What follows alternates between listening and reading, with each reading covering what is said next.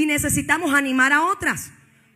Sí, Dios ha puesto palabra en ti para animar a otras mujeres, para animar a otros hombres, para que animes a tus hijos, para que animes a tu casa, a tu esposo, tus compañeros de trabajo, las hermanas del ministerio.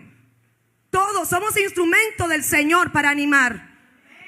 Porque el Señor, el Espíritu de Dios es el que nos da ese gozo, esa alegría, aleluya. Y ese gozo no puede parar, sino que tiene que extenderse por el poder del Espíritu Santo. El Espíritu de Dios que está en ti, aleluya, te anima, te levanta y te saca de todo desierto. Hoy sales de todo desierto en el nombre poderoso de Jesús. Todo desierto que te tenía triste, acongojada, hoy se va en el nombre de Jesucristo.